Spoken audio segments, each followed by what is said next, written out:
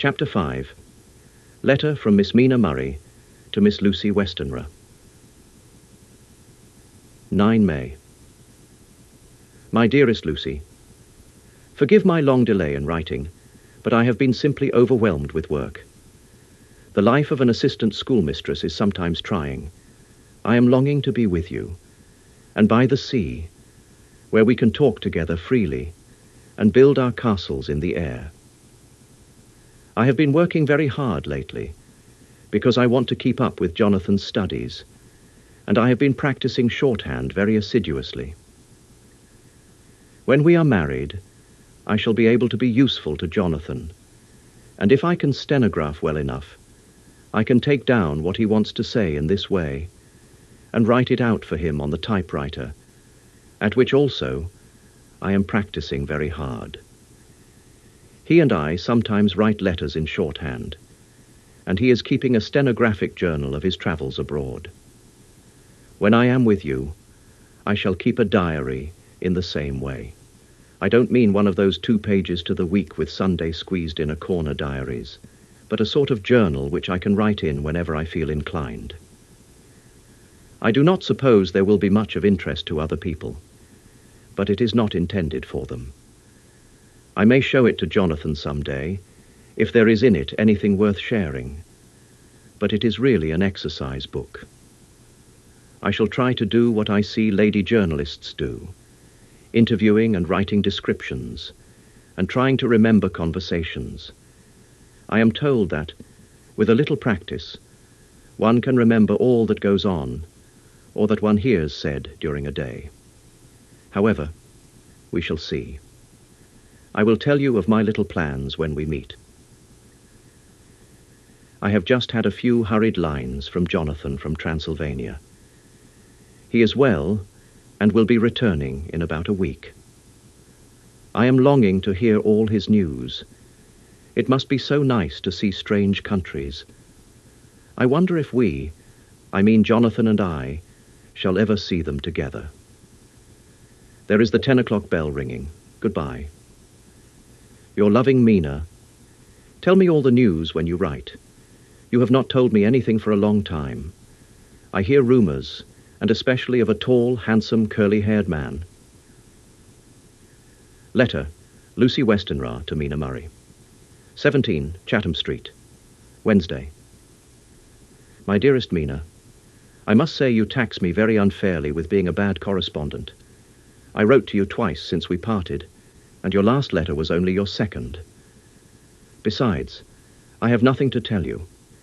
There is really nothing to interest you. Town is very pleasant just now, and we go a good deal to picture galleries and for walks and rides in the park.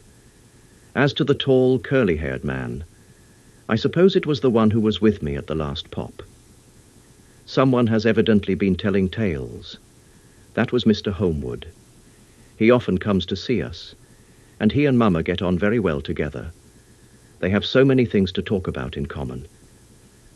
We met some time ago, a man that would just do for you if you were not already engaged to Jonathan. He is an excellent party, being handsome, well off, and of good birth. He is a doctor, and really clever. Just fancy. He is only 29, and he has an immense lunatic asylum all under his own care. Mr. Homewood introduced him to me, and he called here to see us, and often comes now. I think he is one of the most resolute men I ever saw, and yet the most calm. He seems absolutely imperturbable. I can fancy what a wonderful power he must have over his patients. He has a curious habit of looking one straight in the face, as if trying to read one's thoughts. He tries this on very much with me, but I flatter myself he has got a tough nut to crack.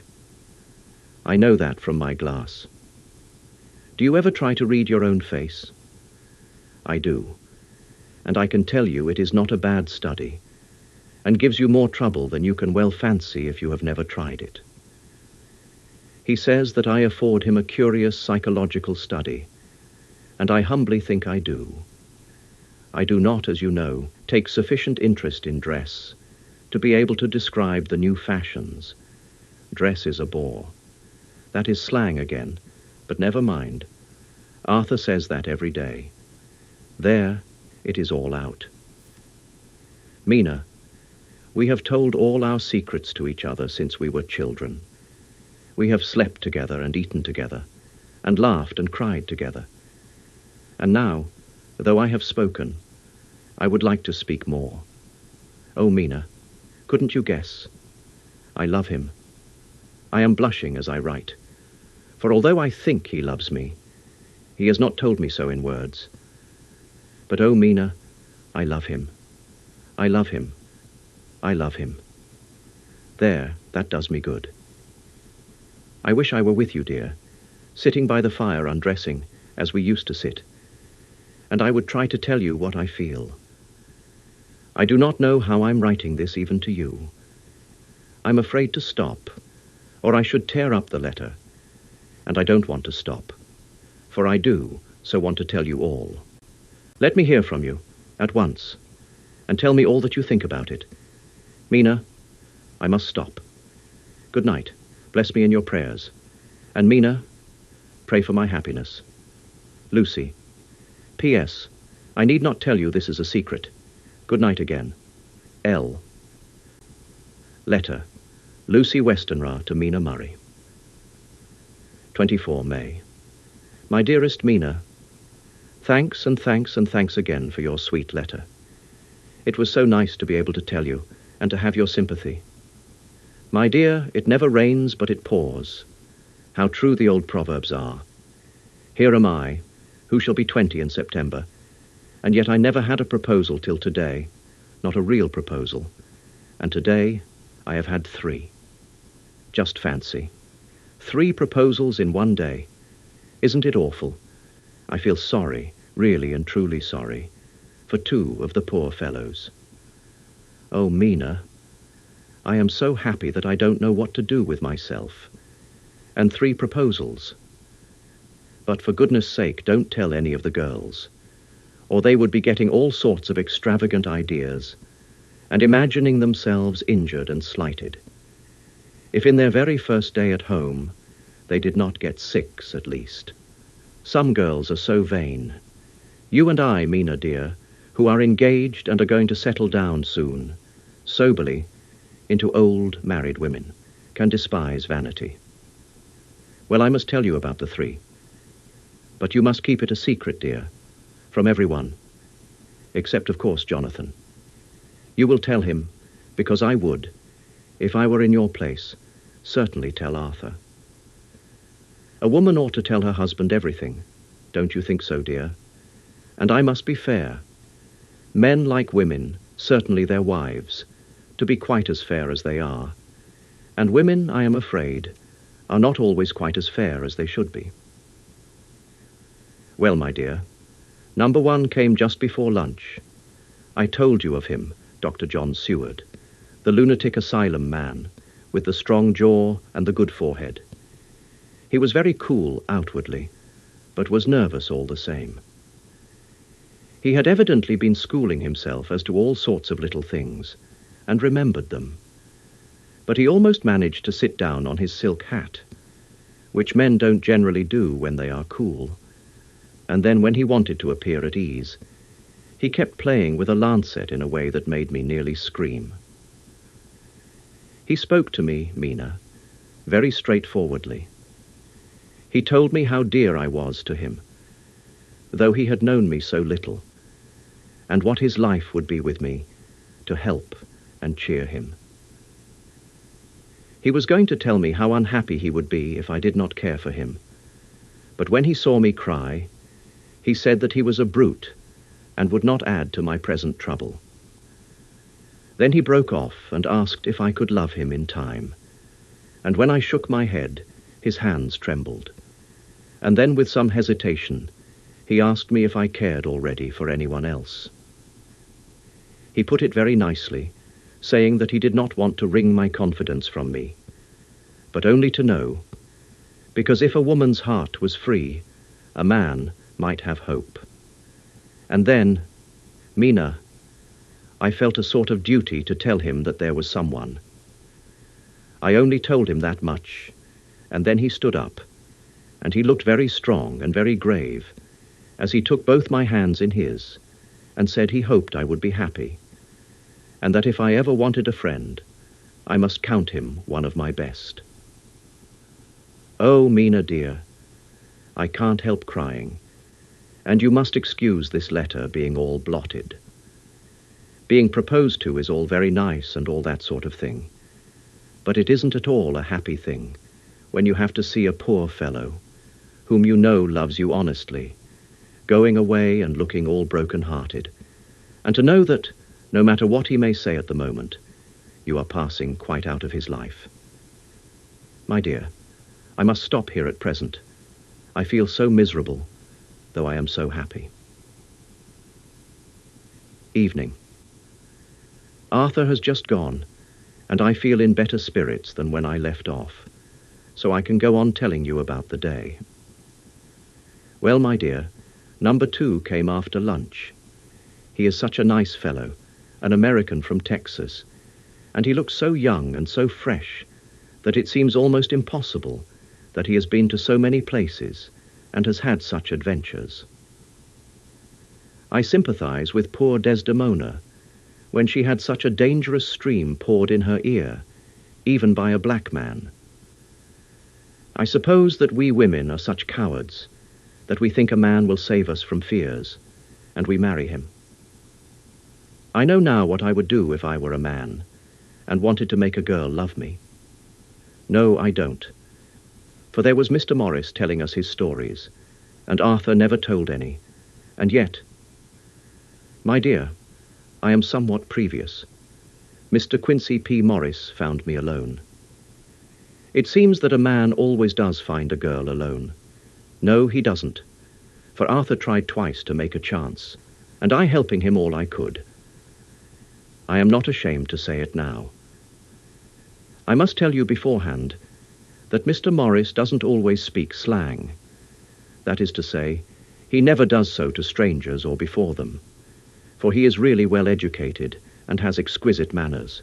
But he found out that it amused me to hear him talk American slang, and whenever I was present, and there was no one to be shocked, he said such funny things, and I helping him all I could. I am not ashamed to say it now. I must tell you beforehand that Mr. Morris doesn't always speak slang. That is to say, he never does so to strangers or before them, for he is really well educated and has exquisite manners. I am afraid, my dear, he has to invent it all, for it fits exactly into whatever else he has to say. But this is a way slang has. I do not know myself if I shall ever speak slang. I do not know if Arthur likes it, as I have never heard him use any as yet. Well, Mr. Morris sat down beside me and looked as happy and jolly as he could. But I could see all the same that he was very nervous.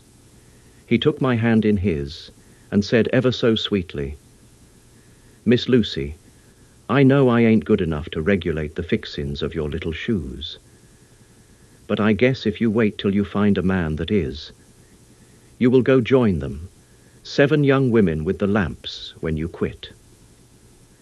Won't you just hitch up alongside of me and let us go down the long road together, driving in double harness?" Well, he did look so good-humoured and so jolly that it didn't seem half so hard to refuse him as it did poor Dr. Seward. So I said, as lightly as I could, that I did not know anything of hitching, and that I wasn't broken to harness at all yet. Then he said that he had spoken in a light manner, and he hoped that if he had made a mistake in doing so on so grave, so momentous an occasion for him, I would forgive him. He really did look serious when he was saying it, and I couldn't help feeling a bit serious too. I know, Mina, you will think me a horrid flirt, though I couldn't help feeling a sort of exultation that he was number 2 in one day. And then, my dear, before I could say a word, He began pouring out a perfect torrent of love-making, laying his very heart and soul at my feet. He looked so earnest over it that I shall never again think that a man must be playful always, and never earnest, because he is merry at times. I suppose he saw something in my face which checked him, for he suddenly stopped and said with a sort of manly fervour that I could have loved him for if I had been free. Lucy, you are an honest-hearted girl, I know. I should not be here speaking to you as I am now, if I did not believe you clean grit, right through to the very depths of your soul. Tell me, like one good fellow to another, is there anyone else that you care for? And if there is, I'll never trouble you a hair's breadth again, but will be, if you will let me, a very faithful friend. My dear Mina, why are men so noble when we women are so little worthy of them? Here was I almost making fun of this great-hearted, true gentleman. I burst into tears. I'm afraid, my dear, you will think this a very sloppy letter in more ways than one, and I really felt very badly. Why can't they let a girl marry 3 men, or as many as want her, and save all this trouble? But this is heresy, and I must not say it. I am glad to say that, though I was crying, I was able to look into Mr. Morris's brave eyes, and I told him out straight. Yes, there is someone I love, though he has not told me yet that he even loves me. I was right to speak to him so frankly, for quite a light came into his face, and he put out both his hands and took mine. I think I put them into his, and said in a hearty way, "That's my brave girl. It's better worth being late for a chance of winning you than being in time for any other girl in the world. Don't cry, my dear. If it's for me, I'm a hard nut to crack, and I take it standing up. If that other fellow doesn't know his happiness, well, he'd better look for it soon, or he'll have to deal with me. Little girl, your honesty and pluck have made me a friend, and that's rarer than a lover. It's more unselfish anyhow. My dear, I'm going to have a pretty lonely walk between this and Kingdom Come. Won't you give me one kiss? It'll be something to keep off the darkness now and then. You can, you know, if you like, for that other good fellow. He must be a good fellow, my dear, and a fine fellow, or you could not love him. Hasn't spoken yet." That quite won me, Mina, for it was brave and sweet of him, and noble, too, to a rival, wasn't it? And he so sad, so I leant over and kissed him. He stood up with my 2 hands in his, and as he looked down into my face, I'm afraid I was blushing very much, he said, "Little girl, I hold your hand, and you've kissed me, and if these things don't make us friends, nothing ever will. Thank you for your sweet honesty to me, and goodbye." He wrung my hand, and taking up his hat, went straight out of the room without looking back, without a tear or a quiver or a pause. And I am crying like a baby. Oh, why must a man like that be made unhappy, when there are lots of girls about who would worship the very ground he trod on? I know I would if I were free, only I don't want to be free. My dear, this quite upset me, and I feel I cannot write of happiness just at once, after telling you of it, and I don't wish to tell of the number 3 until it can be all happy. Ever your loving Lucy. P.S. Oh, about number 3. I needn't tell you of number 3, need I? Besides, it was all so confused. It seemed only a moment from his coming into the room, till both his arms were round me, and he was kissing me. I am very, very happy, and I don't know what I have done to deserve it.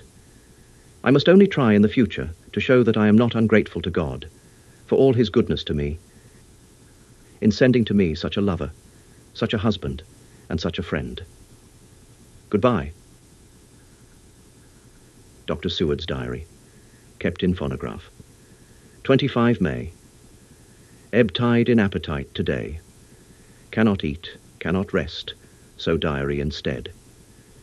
Since my rebuff of yesterday, I have a sort of empty feeling. Nothing in the world seems of sufficient importance to be worth the doing. As I knew that the only cure for this sort of thing was work, I went down amongst the patients. I picked out one who has afforded me a study of much interest. He is so quaint that I am determined to understand him as well as I can. Today, I seem to get nearer than ever before to the heart of his mystery. I questioned him more fully than I had ever done, with a view to making myself master of the facts of his hallucination.